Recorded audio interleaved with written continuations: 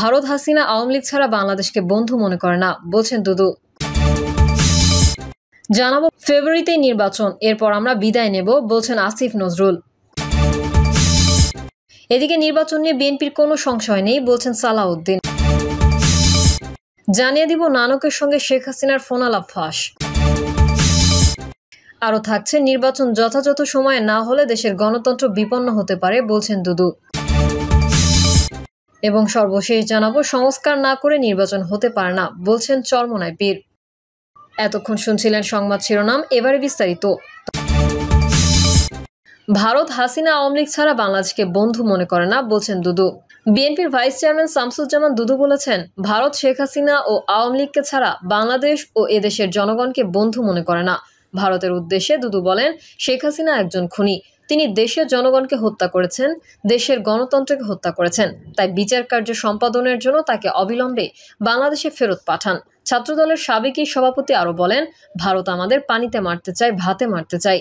তাই আমাদের ঐক্যবদ্ধ থাকতে হবে। কারণ বাংলাদেশের মানুষ কখনো কারো বশ্যতা স্বীকার করেনি, না ব্রিটিশদের, না পাকিস্তানিদের, না কোনো স্বৈরা শাসকের। এদেশের মানুষ এক সাগর রক্ত দিয়ে দেশ স্বাধীন করেছে। তিনি আরও বলেন, হাজার হাজার বছর ধরে এদেশে মুসলিম, হিন্দু, বৌদ্ধ, খ্রিস্টান মিলেমিশে বসবাস করছে। কেউ কারো প্রতি হিংসা বিদ্বেষ পোষণ করে না। আমাদের পার্শ্ববর্তী দেশ যখন পানি দরকার তখন দেয় না, আবার যখন পানির দরকার নেই তখন তিস্তা ব্যারেজ খুলে দেয়। এমনকি ভারতের প্রতিটি সীমান্তে বাংলাদেশিদের ব্যবসা বাধাগ্রস্ত করার মতো পদক্ষেপ নেওয়া হয়েছে। ফেব্রুয়ারিতেই নির্বাচন, এরপর আমরা বিদায় নেব, বলছেন আসিফ নজরুল। নির্বাচন নিয়ে সরকার দৃঢ় প্রতিজ্ঞ উল্লেখ করে আইন উপদেষ্টা অধ্যাপক আসিফ নজরুল বলেছেন, আগামী ফেব্রুয়ারিতেই জাতীয় নির্বাচন অনুষ্ঠিত হবে। এরপর অন্তর্বর্তী সরকার বিদায় নেবে। আইন উপদেষ্টা বলেন, নির্বাচন অনুষ্ঠানের দায়িত্ব হচ্ছে সরকারের, দলের না। নির্বাচন অনুষ্ঠানে সরকার দৃঢ় প্রতিজ্ঞ। আমাদের যত ধাপ আছে সবকিছুই এই লক্ষ্য মাথায় রেখেই পরিচালিত হচ্ছে। আমরা মাথার মধ্যে এটাই রাখছি, ফেব্রুয়ারিতেই নির্বাচন, আমরা ফেব্রুয়ারিতে চলে যাব। এক প্রশ্নের জবাবে আসিফ নজরুল বলেন, রাজনৈতিক দল বিভিন্ন উদ্দেশ্যে বিভিন্ন কথা বলে, ওইটা একটা রাজনৈতিক প্রক্রিয়া। আপনারা এটা সবসময় দেখেছেন।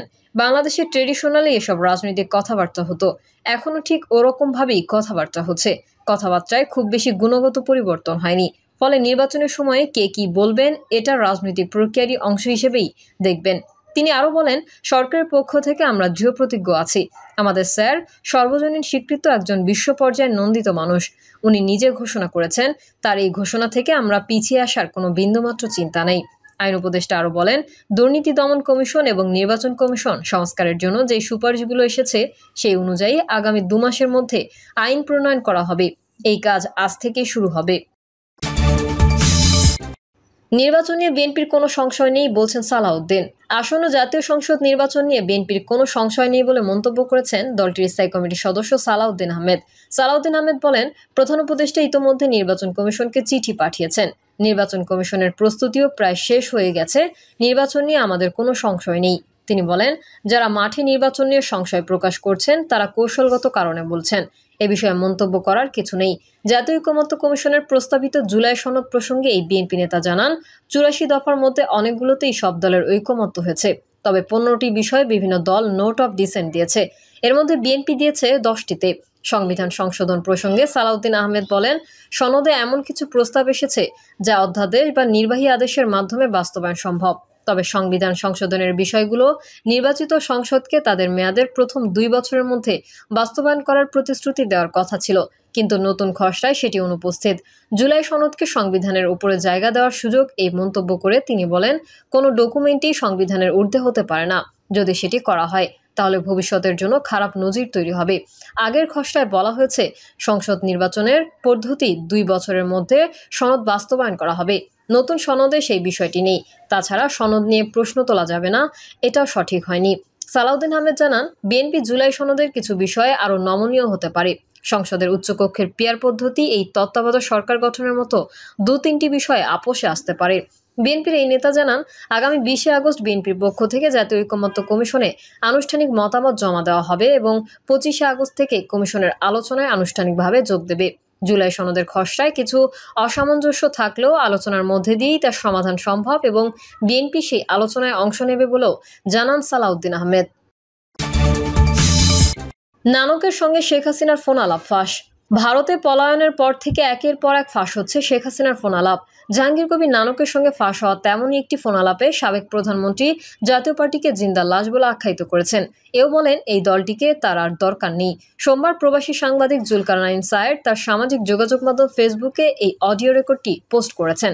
5 মিনিট 26 সেকেন্ডের ফোনালাপটিতে শেখ হাসিনা এমন হুঁশিয়ারিও দেন, এবার আমি একটারও ছাড়ব না। শেখ হাসিনা ও জাহাঙ্গীর কবির নানকের ফাঁস হওয়া এই ফোনালাপটি গত বছরের জুলাইয়ের, যখন দেশ জুড়ে চলছিল কোটা সংস্কারের দাবিতে শিক্ষার্থীদের আন্দোলন। সেই ফোনালাপে নানককে উদ্দেশ্য করে শেখ হাসিনাকে বলতে শোনা যায়, তুমি আমাকে যা বলবা সত্যি কথা বলবা। অপর পাশ থেকে নানক বলেন, জি বলবো। এরপর শেখ হাসিনা জিজ্ঞেস করেন, মোহাম্মদপুরের বিহারীপট্টির লোকেদের ভূমিকা কি? নানক বলেন, ওদের ভূমিকা ভালো আপা, শুধু এখানে সেন্টু কমিশনার আছে একটা কালপ্রিট জাতীয় পার্টির, ওর সঙ্গে কয়েকটা ছেলে আছে। ও তো ওই এলাকার কাউন্সিলর, ওর কাছ থেকে বেনিফিট নেয়। এই গুটি কয়েক ছেলে, এই 15-20টা ছেলে, ওরা সব আমাদের পক্ষে ছিল। মোহাম্মদপুরে সব ঠিক আছে, শুধু পল্লবীতে ঝামেলা। আওয়ামী লীগের এই নেতা এরপর বলেন, কিন্তু আপা সেন্টুকে ধরলে আবার জাতীয় পার্টি চেতবে। জবাবে শেখ হাসিনা নানককে ধমক দিয়ে বলেন, চুপ করো, জাতীয় পার্টি চেতলে আমাদের কি আসে যায়? আমরা জাতীয় পার্টি আর কত, দরকার নাই আর ওই পার্টির, ওদের নিয়ে আর কি করব, জিন্দা লাশ। আমি এবার একটারও ছাড়বো না। অপর পাশ থেকে নানক বলেন, একেবারে সাইক্কা ফেলতে হবে আপা। নির্বাচন যথাযথ সময়ে না হলে দেশের গণতন্ত্র বিপন্ন হতে পারে বলছেন দুলু।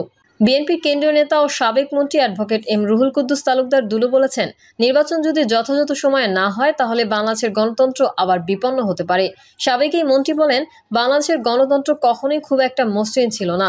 এই দেশে বাকশালী মনোভাব সম্পন্ন মানুষের সর্বদা অবাধ বিচরণ ছিল, এখনো আছে। এখন সময় এসেছে বাকশালীদের হারিয়ে দিয়ে গণতন্ত্র প্রতিষ্ঠার। সময় এখন গণতন্ত্র ফিরিয়ে আসার। তিনি বলেন, বাকশালীরা দেশের মানুষের ভোটাধিকার কেড়ে নিয়েছিল বলে আজ তাদের উপর দেশ ছেড়ে পালাতে হয়েছে। উপরওয়ালা আবারও আমাদের গণতন্ত্র ফিরার সুযোগ দিয়েছেন, সেই সুযোগকে অবহেলা করা উচিত হবে না। বিএনপির কেন্দ্রীয় এই নেতা আরও বলেন, এখন দ্রুততম সময়ের মধ্যে নির্বাচন আয়োজনের সকল প্রস্তুতি সম্পন্ন করা দরকার। নির্বাচনকে নিয়ে আন্তর্জাতিকভাবে ষড়যন্ত্র ও চক্রান্ত শুরু হয়েছে। আমরা ফ্যাসিস্টের বিচার চাই, সংস্কার চাই, আবার নির্বাচনও চাই। সংস্কার না করে নির্বাচন হতে পারে না বলছে চরমোনাই পীর। দেশ যখন আগুনের মতো জ্বলছিল তখন ছাত্র জনতার রাজপথে নেমে আসে অন্যায়, খুন খারাপি ও বৈষম্য থেকে দেশকে মুক্ত করার জন্য। তারা রক্ত দিয়ে দেশকে উদ্ধার করেছে। যদি কোনো অশুভ চক্র চাপ প্রয়োগ করে প্রধান উপদেষ্টাকে সংস্কারের আগে নির্বাচনে ঘোষণা দিতে বাধ্য করে, তাহলে পরিষ্কার করে বলছি, রাজপথ ছাড়ি নাই। যতদিন পর্যন্ত দেশের আইন শৃঙ্খলা সুন্দর না হবে, কাঙ্ক্ষিত সংস্কার না হবে, বিচার দৃশ্যমান না হবে, ততক্ষণ পর্যন্ত বাংলার জমিনে পূর্বের নিয়মে নির্বাচন হতে পারে না, হতে দেওয়া হবে না। মুফতি সৈয়দ মোহাম্মদ রেজাউল করিম আরও বলেন, সংস্কার দৃশ্যমান হতে হবে। নির্বাচনের আগেই জুলাই সনদের আইনি স্বীকৃতি দিতে হবে। এ সময় তিনি বলেন, টেন্ডারবাজি, রাহাজানি, সন্ত্রাস থেকে এবং বিদেশি আধিপত্য থেকে মুক্তির জন্য একমাত্র পদ্ধতি হলো পিয়ার পদ্ধতি। এই দাবি আদায়ের লক্ষ্যে ইসলামী আন্দোলন বাংলাদেশ কর্মসূচি চালিয়ে যাবে। তিনি জোর দিয়ে বলেন, আমরা রাজপথ ছাড়ছি না। প্রিয় দর্শক, এই ছিল এখনকার সর্বশেষ সংবাদ। আপডেট সংবাদ পেতে চ্যানেলটি সাবস্ক্রাইব করে বেল আইকনটি ক্লিক করুন। কমেন্টে আপনার মতামত জানিয়ে আমাদের সাথেই থাকুন। ধন্যবাদ সবাইকে। আল্লাহ হাফেজ।